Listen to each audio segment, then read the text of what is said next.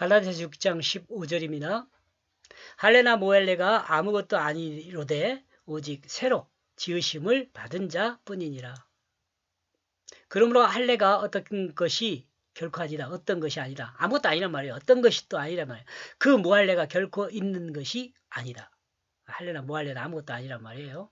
하나님의 의롭다 인정함을 받는데 할례와 무할례는 아무런 역할을 못한다는 것을 말하고 있습니다. 유대교적 기독교 때문에 혼란스러웠던 갈라디아 교회들이 그 할례가 어떤 기능을 하는 것이 아니라는 것입니다. 가르치고 있는 거 아니다는 아무런 기능을 하지 못한다는 것을 말하는 거죠. 그로 고민할 필요가 없다고 말합니다. 한 그리스도인으로 살아가는데 그것은 그 어떤 것도 되지 못하기 때문입니다. 즉 그리스도인으로 판단되는 기준이 아니라는 거죠. 이는 할례를 행한 것으로 인하여 그가 그리스도인으로 인정되는 것이 아니라는 것이죠. 믿음으로 하나님의 성령을 따르는 삶, 이것이 그리스도인의 인정을 받는 거죠.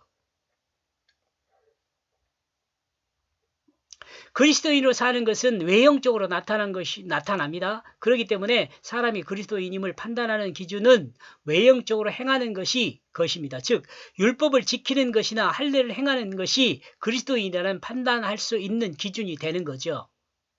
기준이 외형적으로 전혀 기준이 돼요?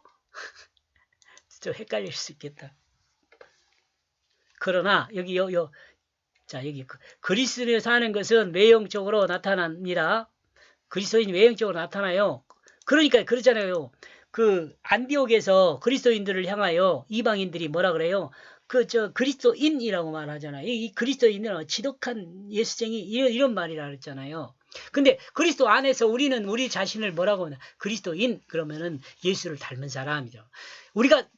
우리 삶을 통해서 예수 닮은 모습이 밖으로 드러나야 돼. 이걸 외형적으로 드러난다. 그렇게 말하는 거예요. 그렇기 때문에 사람들이 그리스도인임을 판단하는 기준이 외형적으로. 여러분 지금 이 시대에도 그러잖아요. 예수 믿는 사람이 그럴 수 있어. 이 말은 뭐예요? 어느 정도 예수 믿는 사람이라는 그 행동의 규범이 그 믿지 않는 사람에게도 있다는 거예요. 그러나요. 하나님은 언제나 중심을 보신다고 성경은 말하고 있습니다. 이는 하나님은 외형적인 행동을 보시지만 그 마음의 진실성을 확인하신다는 거죠. 구약을 가져왔습니다. 사무엘상 16장 7절입니다. 그러므로 그리스도인의 행동은 마음에서 출발하여 행동이 되어야 합니다. 알겠죠? 마음에서, 그 진실에서, 마음이 진실해야 돼요. 진실에서 출발해서 행동이 돼야 돼요.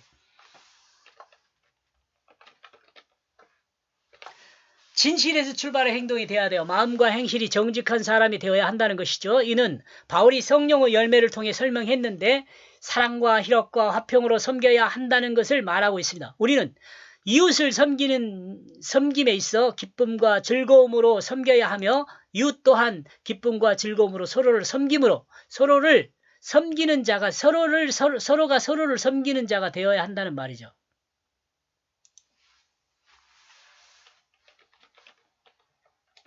서로가 서로를 섬기는 자가 되어야 한다는 말입니다. 이는 그리스도인이 이웃과 어떻게 살아야 하는지를 설명하고 있습니다. 성령의 열매에 대해서 자세한 내용 갈라디아서 5장 22절에서 24절까지를 참고하시기 바랍니다. 그러나 바울은 할례 때문에 고민하고 혼란스러워할 필요가 없다는 것을 말하고 있습니다. 정작 그리스도인으로 살면서 그리스도인으로 인정받는 것은 할례를 받느냐 받지 않느냐에 있는 것이 아니라 자신이 육체를 따르는 삶을 살고 있느냐 아니면 성령의 인도함을 따라하고 있느냐 여기에 판단이 있는 거란 말이죠. 그러므로 새로운 만들어짐이다. 새로운 만들어짐. 조금 다르게 하려고 이렇게 번역했어요. 바울은 5장 마지막 부분에서 육체를 따르는 일은 극명하다고 정리하였습니다. 인간의 육체를 따르는 삶은 예수 그리스도의 십자가와 함께 못 박혔기 때문에 육체가 죽었으면 썩어질 것이요 자신만을 위한 삶은 없다는 거죠. 그러므로 그리스도인의 삶의 문제에 있어서 선택해야 할 삶은 자신의 육체를 따르는 삶이 아니라 성령의 규범을 따르는 삶이 되어야 합니다. 그리고 성령의 규범을 따르는 것은 예수 그리스도가 표본이라고 말할 수 있습니다. 우리는 이제 새 생명으로 거듭난 새로운 피조물이기 때문입니다. 우리는 예수 그리스도 부활과 함께 새롭게 태어난 새로운 존재죠. 그러고 바울은 갈라디아 교회들에 너희는 이제 새로운 피조물이라. 너희는 이제 하나님의 은혜로 하나님으로부터 새롭게 태어난 사람이라고 말합니다. 새롭게 태어난 사람이라고. 그러므로 지금까지 방식의 삶이 아니라 성령이 말하고 인도하는 삶을 살아야 한다고 말합니다. 새로운 삶은 단순하게 율법을 지키지 않는 삶입니다. 율법을 지키지 않는 삶이 아닙니다. 새로운 삶은 이거 중요합니다. 새로운 삶은 자신의 육체를 따르는 삶이 아니라 성령의 인도하심을 따르는 삶이다. 성령의 인도를 받으면요, 율법보다도 더 탁월한 하나님의 질서를 지키는 사람이 됩니다.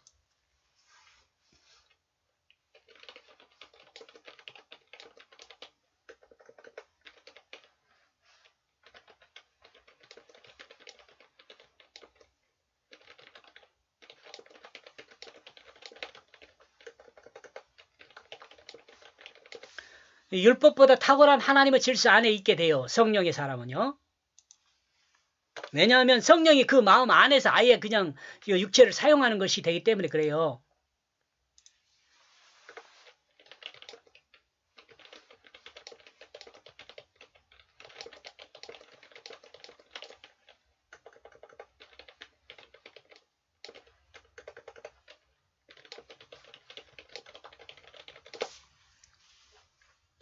이렇게 해서 15절요. 그러므로 할례가 어떤 것이 결코 아니라. 그러므로 새로운 만들어짐이다. 여기까지 보겠습니다. 고맙습니다.